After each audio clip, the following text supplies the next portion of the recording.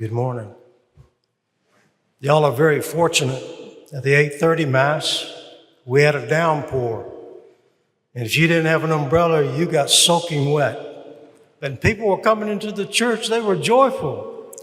They were celebrating the fact that it was getting rain. So you could tell it's springtime, a great time within our world. Springtime is here.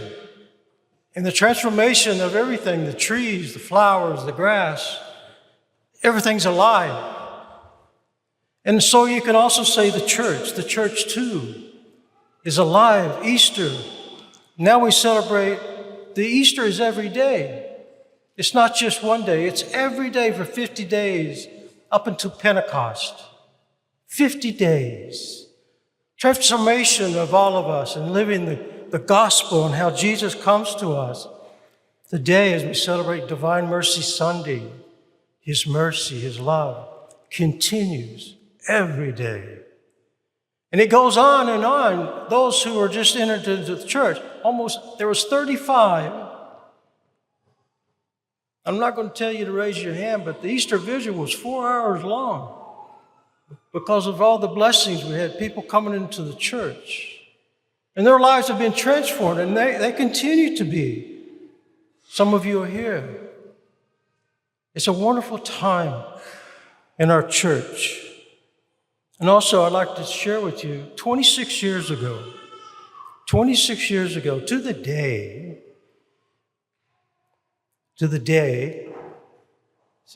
back then it was Blessed Faustina. And I was in charge of teaching confirmation.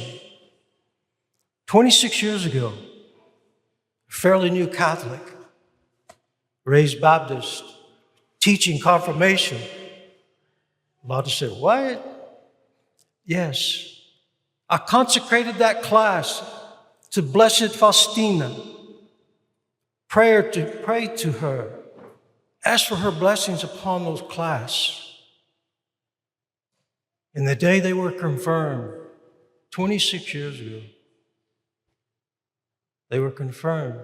After Mass, then Bishop Edward Slattery came up to me when I announced that I had consecrated the class to Blessed Faustina. He said, do you realize that she was canonized a saint today? I said, what? Unbelievable. That's how God's mercy continues. And one of those classmates were here at the 8:30 Mass. And she came up to me afterwards and said, what a blessing that was back. She remembers. So don't be amazed at how God works in your life. The first reading talks about the early gathering of the church. If you took from Easter Sunday on to Pentecost, you would have read the whole book of Acts. Acts is rich in the history of our church, the very beginning of our church, and how the apostles were on fire after Pentecost. But they were not before that. Why was that? We all know that when Jesus was in the Garden of Gethsemane, suffering, Lord, let this hour pass by, but not my will, but your will. The disciples were asleep. They couldn't keep watch. Then they denied him. Peter denied him 3 times. The other disciples dispersed. They had no trust. You could say they lost their love. They didn't know Christ. I don't know him. They saw what they did to Jesus. They saw how brutally he was crucified, killed. He didn't have trust. He didn't have love. But on that day, locked doors in the upper room, they were still scared and terrified about what happened. The report that Jesus had been risen from the dead. They didn't believe. They didn't believe. They lacked trust. They lacked trust. When you lack trust, you lack love. And Jesus came through the doors. The doors were locked, but he came and he stood in their midst. And he didn't say, how dare you? He didn't say that. He said, peace be with you, out of love. And he said it another time, peace be with you. And then he called Thomas. Thomas, come see the nail marks in my hand. Put your hand in my side. Do you believe because you see me? And he said, the Lord my God, he came to believe. And we too will go through many trials and tribulations throughout this Easter season. We'll go through trials and tribulations even after the Easter season. It's our life. But a life with Christ, his divine mercy sets us free. And Peter, when he stood up in the synagogue to preach after Pentecost, what we heard in the first reading, talks about the risen Lord. Talks about the love of God and through the Father, through the Son,